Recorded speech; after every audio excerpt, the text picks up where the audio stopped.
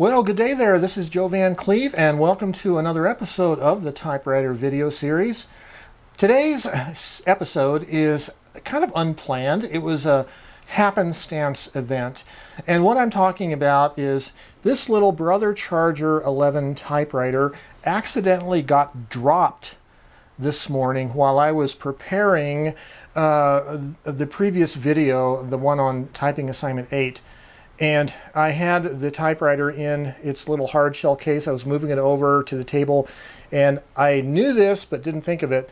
The clamshell doesn't lock very well, and it fell right out and bam, landed on the hardwood floor upside down.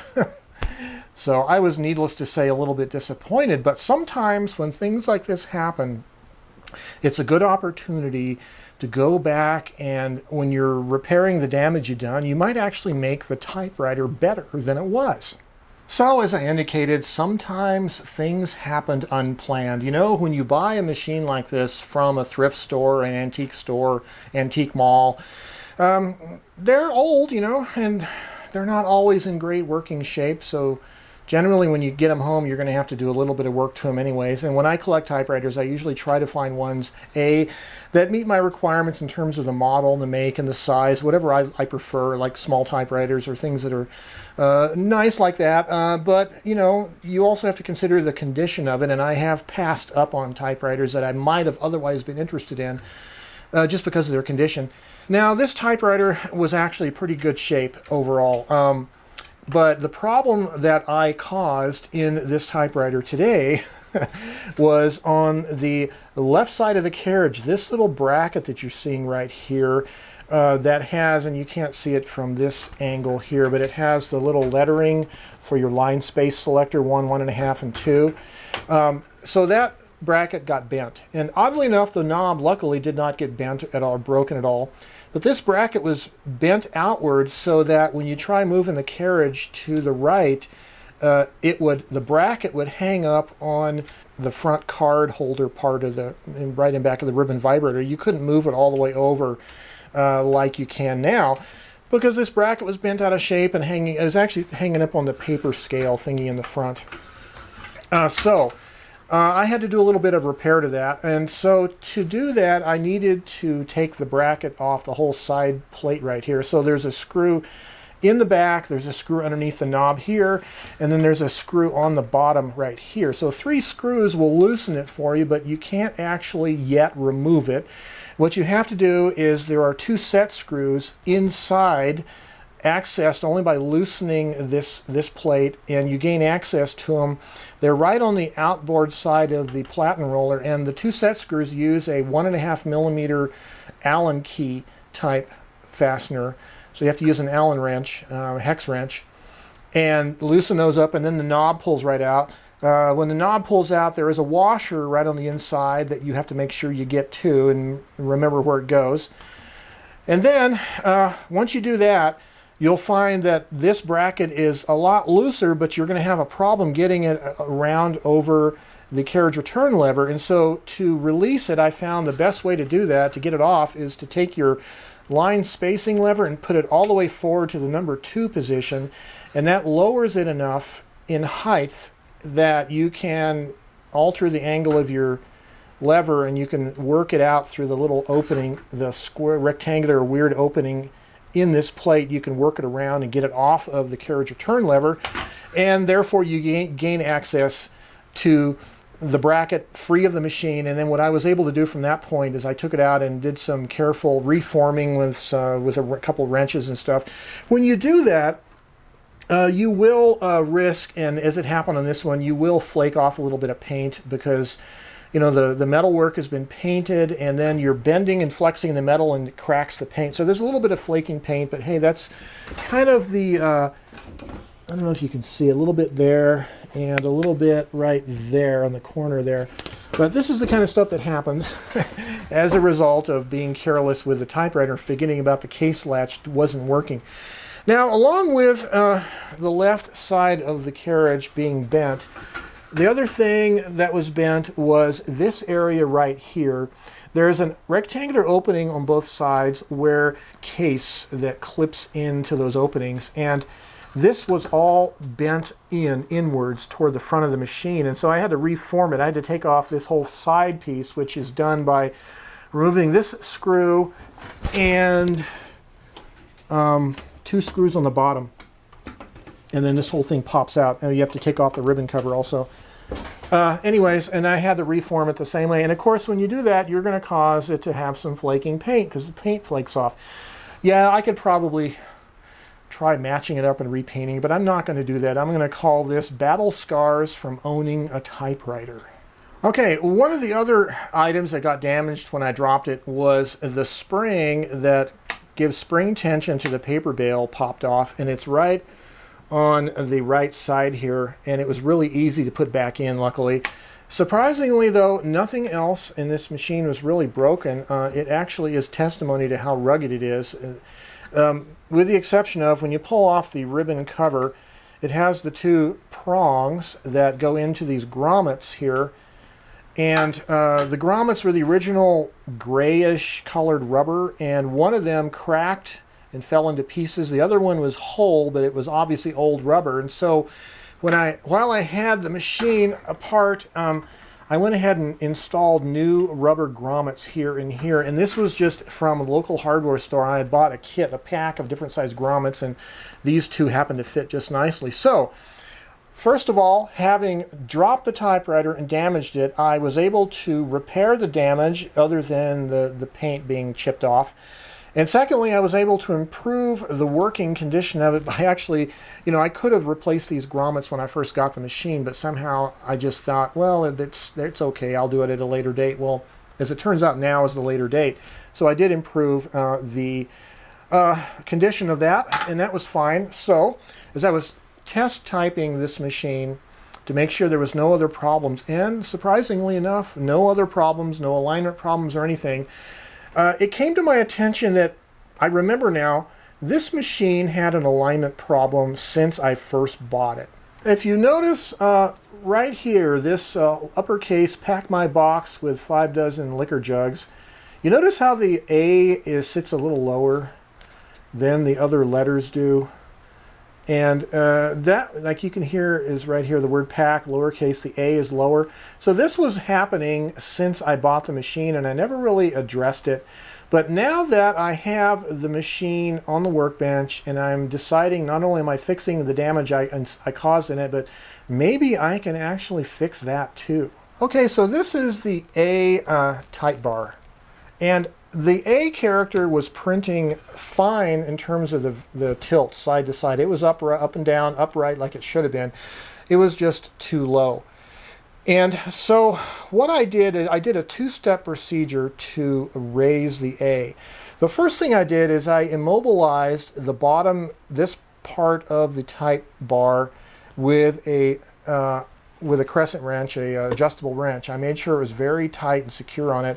And then I took this, and right along the bend here, I slightly bent it a little bit this way, so it's tilting toward the right slightly, okay?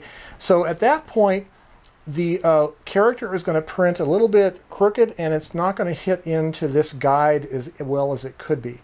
But that's the first step in raising it, okay? The next step is I immobilize this part of the type bar, again with my adjustable wrench, so it's real tight, and then down below, a little bit lower on the type bar, I bend the whole type bar back up again a little bit. And what that does is it restores the vertical position of the type slug, so it's printing vertically again, and it fits into the guide in the center of that where it should be. But what I've done in the process is it actually raises it up slightly. And I did that in a couple steps. And so now look at the alignment here. The A is much, much better. It's very slightly lower, but it's fine enough. You can see that there's the alignment of some of the letters might be slightly off, but you know what? That is pretty darn good for a used machine like this. I was actually pretty pleased with it. And when you do this careful reforming of the type bars, you want to make very careful, be very certain that you do not bend the type bar down near the hinge point. That's one of the reasons where you're going to use a wrench, like an adjustable wrench, tightened up very securely on that flat type bar above the hinge point. You do not want to bend it down near the hinge point, because if you do that, that will cause the type bar to hang up in the slots of the segment comb, and then you'll start having issues with it hanging up. So if your machine, if the type bars operate properly and don't hang up, don't bend it down near the joint there, near the pivot point. Bend it up a little higher where I showed you. And so what started out as an accident, an oh my gosh kind of moment, and it was a terrible feeling watching that typewriter fall face down onto the hard floor. But now I've repaired that damage. I've upgraded the rubber grommets that hold on the ribbon cover, and it doesn't vibrate or make noise. And even better is I've corrected the type slug alignment, so the vertical alignment of the characters is much closer to being what it should be. It's interesting, you know, this machine I hadn't been using for a while. It had been out of rotation. It was sitting in one of my grab-and-go carry bags in case I want to grab it. But other than the problem with the latch on the case lid itself, which, by the way, I'm using a belt to secure it when I'm carrying it. Other than that, this machine, I was actually very pleased with it when I bought it. I have the Webster XL747, similar in size and style. It's blue. It's also made by Brother. I really like this machine. It has a really good touch. It had a good touch, a feel to it before I dropped it, and it still does now. And it's actually really good. I'm surprised. It actually has a slightly lighter touch than the Olympia SF that I have that's very similar in color. But these little Brother typewriters are surprisingly rugged, and that's what amazed me about it. The thing survived the drop and it was pretty easy to fix. So, you know, this is one of the things that happens when you have a large typewriter collection, is you may not have the time to, or you may not take the time to go about upgrading all the little nagging problems in all your machine. It's kind of like, I don't know if this is a good analogy, but if you know about the entertainer Jay Leno, who retired from the NBC Tonight Show a few years ago, but he has this huge warehouse-sized garage full of hundreds of exotic cars, and he has a full-time staff of mechanics that just help work on the cars. When you're a typewriter collector, without the resources of Jay Leno, you have to do your repairs yourself, so you don't always get around to working on all the machines and all the little problems like you should. Well, today's little accident was just a reason to, well, since I had the typewriter out and I was working on it, let's fix some of those other problems that it has. And I did, and it's actually better condition now than it was before, other than a few little flaking paint problems in the back here. So that's my little oops experiment for today, accidentally dropping a typewriter, but in the end result, it's better than it was, and it types great, and I love this little machine. It's great. Maybe I need to sit down and consider doing something with the latches on the case itself. So before I close, I just wanted to show you how the case latches onto the body of the typewriter. So you do have these two rectangular slots in the back of the machine. And the case, the back of the case, these two plastic tabs here and here engage into those slots in the back. And they're not broken. They're actually pretty strongly built. They have some reinforcements there. But the weak spot of this case design is the latches itself up front. So either side of the handle, you have these two little push buttons. And as you can probably see here, what's actually happening is you're actually bending this piece of plastic, and there's supposed to be two little hooks, plastic little hooks, and they hook over the front of the machine underneath the front bracket, underneath the space bar area, to secure the front of it. And those were broken when I bought this. So I've taken to getting an old strap or belt and wrapping it around the machine when I do carry it. And the problem that caused this accident today was that I took the belt off, and then I was moving the machine over. I should have just taken the lid off and carried it properly, right? But I don't really know for sure if I'm going to be able to actually upgrade this. Now, I know somebody is going to mention that I should 3D print a replacement little piece of plastic here, and yeah, I probably could. There are two screws here that you remove, and it takes off the handle, and it also takes off the latching bracket. And again, it's a flexible plastic. Yeah, I could probably do that. I don't know if I will, but that's an idea. I could upgrade this in the future, but in the meantime, I have a belt that I'm using. Now, my preferred method of securing the lid on these machines when it won't latch, or if you're not sure about the safety of it, or in the case of like Olivetti Lettera 22s where the zippers rot out on the soft case and you can't really hold it reliably and carry it. My preferred belt is a military web belt that has a little buckle and you can just tighten it up. It's like a cloth belt, but I happen to have this belt. I don't know where I got it from, but it's like this skull and crossbones motif. Just a cheap belt. It's a 34 to 36. It ain't gonna fit me. So to secure the whole typewriter together now, you fold down the carriage return lever, and then on the right side there's a locking lever that you flip up towards you.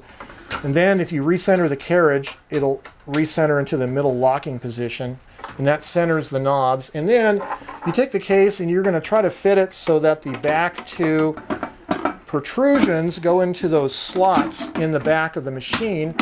And then you hear this little clicky noise, but it doesn't actually latch the front, right? Because those two little plastic pawls are broken off and missing.